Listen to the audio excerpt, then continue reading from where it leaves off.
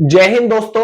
UP sub inspector की तैयारी करते समय इस बात का ध्यान रखिएगा कि जब आप जीएस सेक्शन को तैयार कर रहे हैं तो आपको यह चीज का ध्यान रखना है कि उसके जो क्वेश्चंस हैं वो कितने किस सब्जेक्ट से आ रहे हैं, कि पॉलिटी से क्या कितने नंबर के क्वेश्चन है, जीएस में साइंस कितने की आ रही है, करंट अफेयर कितने की है, मूल विधि कितने की है। जब तक आप उसका ढंग से एनालिसिस नहीं करेंगे तब तक आप उसको तरीके से नहीं समझ पाएंगे। आज जिस खास सब्जेक्ट की हम बात कर रहे हैं वो है पॉलिटी, जिसे आप संविधान कहते हैं, राज्य व्यवस्था कहते हैं।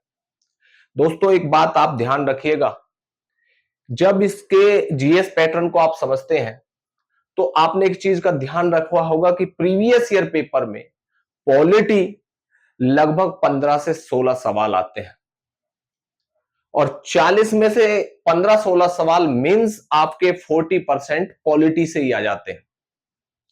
ये 15-16 सवाल बड़ा महत्वपूर्ण है और एक सवाल 2.5 अंक का है, तो आप देखिए कितना वेटेज आपको फायदा यहां पर मिलने वाला है। इसलिए जीएस में आप पॉलिटी को खास तवज्जो दें, ये 40% कवर करता है।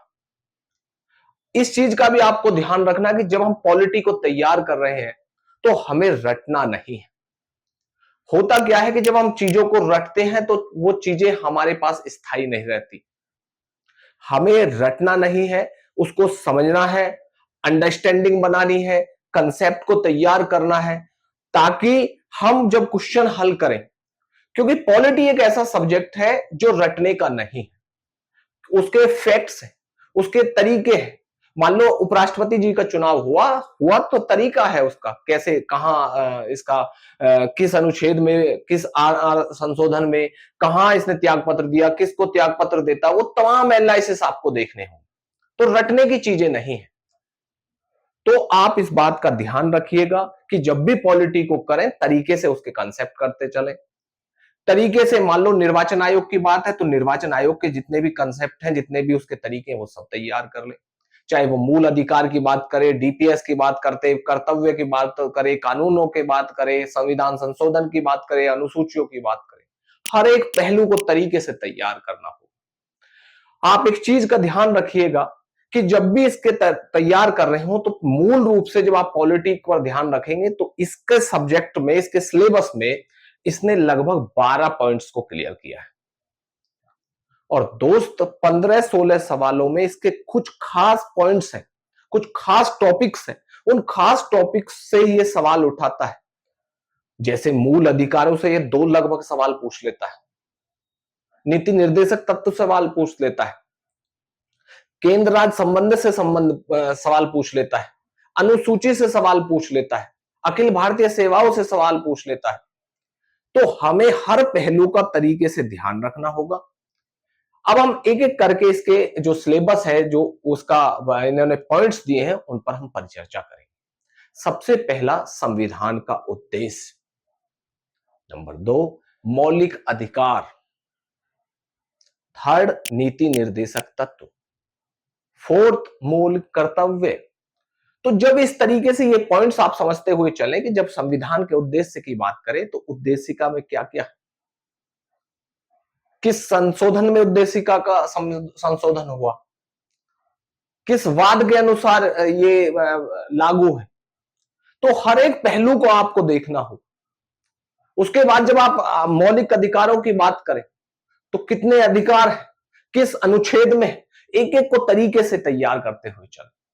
ऐसे ही जब नीति निर्देशक तत्व को याद करें, उनको तैयार करें, तो नीति निर्देशक तत्व कहां से लिए गए, किस अनुच्छेद में, किस तरीके से लागू होते हैं, किनके द्वारा लागू होते हैं, इनका लाभ क्या है, हर एक पहलू को आपको तरीके से समझना होगा। वहीं मौलिक कर्तव्य को जब आप तैयार करें तो उनके फीचर्स को तरीके से समझ लें, न्यायालय से संबंधी उनके अधिकार, उनके कर्तव्यों को तरीके से समझ लें, क्योंकि बिना समझे, बिना अंडरस्टैंडिंग के आप इन चीजों को तैयार नहीं कर पाएंगे। जब आप बुक्स लें तो बुक्स में भी तरीके से आपको ये चीजें समझनी होंगी। उसके बाद आप एक चीज का ध्यान रखिएगा कि इसमें आगे बढ़ते हैं, आगे पॉइंट्स ऑफ उनको समझते हैं कि केंद्र और राज्यों के संबंध, उनके कानून बनाने के अधिकार है, निर्वाचन है, निर्वाचन आयोग से संबंधित प्रश्न है, अनुसूचियां हैं, कितनी अनुसूचियां हैं, कैसे कैसे उनको एक एक करके डिफाइन आप लोग करेंगे, तरीके से उनको समझना है, किस भाग में है, वो तमाम पहलू आपको समझते हुए चलना होगा। साथ ही अखिल भारतीय सेवाओं से संबंधित प्रश्न पूछता है। तो एक एक पॉइंट्स, एक एक बात को जब तक आप नहीं समझ लेंगे तो फिर कैसे तैयार करेंगे। 40% वेटेज है दोस्त। जीएस से पॉलिटी यदि आपने अच्छे से तैयार कर ली तो लगभग 40% तो वैसे ही तैयार हो गया। फिर बचते हैं, मान लो हिस्ट्री 2 सवाल आते हैं, ज्योग्राफी से 2 सवाल आते हैं, कंप्यूटर से 1 सवाल आना है, पर्यावरण से 2 सवाल आने हैं। तो इस तरीके से आप देखिए सबसे ज्यादा जो प्रश्न बनाता है वो पॉलिटी से बनाता है। 15 से 16 सवाल आपके पॉलिटी से ही आने। तो इसलिए जीएस जब भी तैयार करें पॉलिटी को ढंग से तैयार कर लें, उसे रटे नहीं, उसकी कंसेप्ट को क्लियर कर। सबसे पहले क्या काम करें कि उसके सिलेबस को ले लें कि भाई इस सिलेबस में कितने पॉइंट्स हैं, उन पॉइंट्स को ढंग से आप क्लासिफिकेशन कर लें, उनको तरीके से समझ लें कि भाई मुझे इस तरीके से इनको तैयार करना है।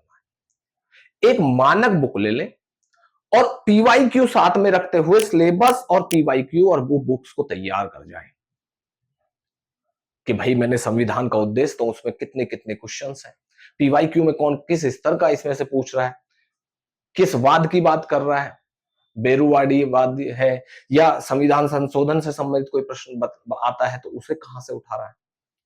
तो हर एक पॉइंट को आपको देखना है। जैसे 42वें संविधान संशोधन की बात करता है 1976, तो हमें एक एक बात उसको ध्यान में रखनी है। केशवानंद भारती वाला मामला, तो भैया जब आप इस तरीके से तैयार करेंगे, चीजों को अच्छे से समझेंगे, तभी आप कर पाएंगे। उसके बाद जब इनको तरीके से आपने बुक्स ले ली, उनको ढंग से एनालिसिस कर लिया, तो फिर आपको उनको शॉर्ट नोट्स भी तैयार कर लेने हैं। जब साथ के साथ शॉर्ट नोट्स तैयार कर लोगे, उसका बेनिफिट ये होगा कि जब आपने शॉर्ट नोट्स तैयार कर लिए, जब आप मॉक्स करेंगे, रिवाइज करेंगे, तो वो चीजें अच्छे से तैयार हो जाती हैं और चीजें लंबे समय तक रह पाती हैं। इसलिए आप इस बात का ध्यान रखें कि हमें अपने नोट्स शॉर्ट रखने हैं ताकि एग्जाम से पहले हम उसे ढंग से रिवाइज कर लें। उसके बाद बार बार आप उसकी प्रैक्टिस करें, पीवाईक्यू के माध्यम से, मॉक्स के माध्यम से।